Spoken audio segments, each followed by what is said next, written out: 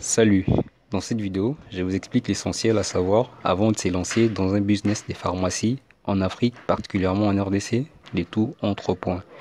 Pour cette vidéo, nous avons consulté plusieurs rapports, notamment ceux du ministère de la Santé publique de la RDC, les arrêtés ministériels, les rapports sur les comptes de la santé et notamment le plan national de développement sanitaire de 2016 à 2020. Alors, je vous invite à vous abonner si ce n'est pas encore fait. Ça me prend quelques secondes. C'est vraiment capital pour notre travail. Ça nous donne la motivation de continuer à vous fournir un contenu de qualité. Alors, le premier point, nous allons voir pourquoi créer une pharmacie en Afrique. Au deuxième point, comment faire une étude de marché et des stratégies à mettre en place pour développer votre business qui soit rentable. Et en dernier, on va parler du plan d'affaires ou le business plan en anglais. Passons directement au premier point. Pourquoi créer une pharmacie en Afrique? Première raison ou problème, nous avons la présence des maladies endémiques. Pour le paludisme endémique, 97% de la population congolaise en est exposée.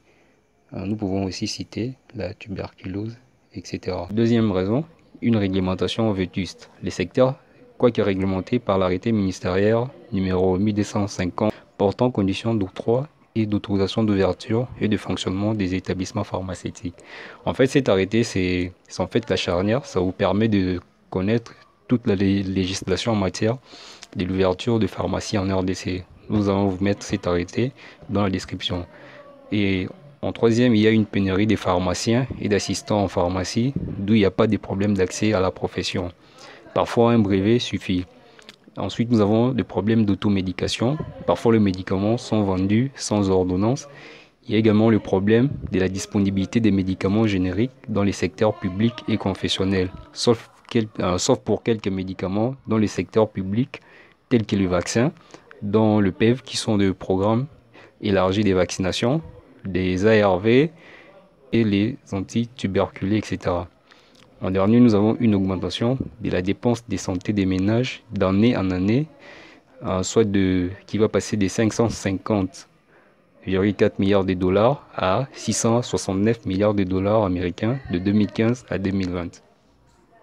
Deuxième point, comment faire une étude de marché et quelles sont les stratégies à mettre en place pour développer votre business. Définissez votre marché. Pour ça, vous devez répondre à quelques questions. Sur quel marché votre activité va-t-elle évoluer? Dans notre cas, c'est la vente de médicaments et produits des parapharmacies. Qui seront vos clients? Qui sont vos concurrents? Analysez la demande, son comportement automédication, usage des médicaments traditionnels, etc. Analysez l'offre. Qui propose vos concurrents et à quel prix? Analysez l'environnement.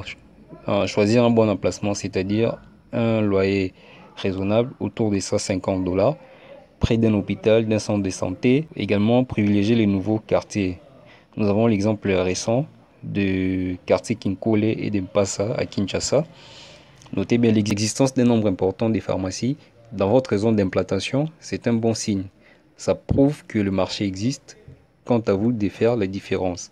Maintenant, pour les stratégies, choisissez un personnel qualifié. Ici, c'est les pharmaciens. À défaut, un personnel avec des compétences de vente, de gestion en pharmacie, d'auxiliaire en pharmacie, c'est souhaitable. Démarquez-vous également de la concurrence. Bien choisir le stock de départ en fonction de votre emplacement.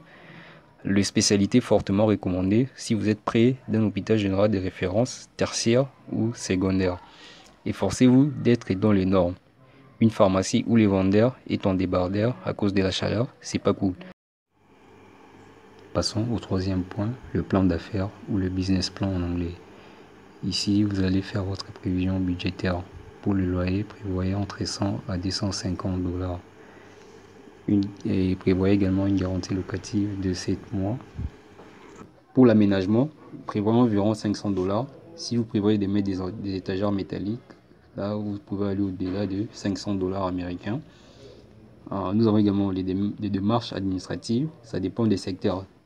Si vous êtes dans les secteurs formels ou informels, ça sera différent. Par exemple, pour les gens qui sont dans les secteurs privés lucratifs, prévoyez 400 dollars. Dans les secteurs privés associatifs, c'est environ 200 dollars.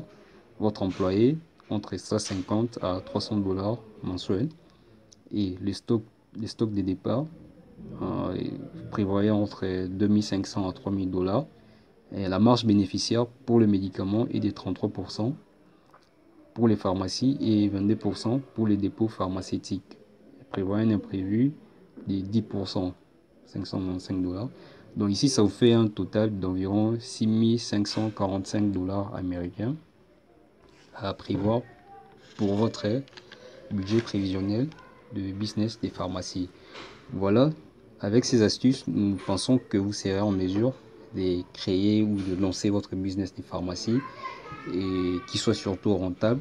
Mais si vous avez besoin d'assistance pour les démarches administratives, que ce soit pour la formation de votre personnel sur la gestion d'une pharmacie, vous pouvez contacter l'ONG Anashop à ces numéros qui va s'afficher juste en bas pour avoir plus de détails. Et pour moi, je vous dis déjà à très bientôt dans une prochaine vidéo. Merci.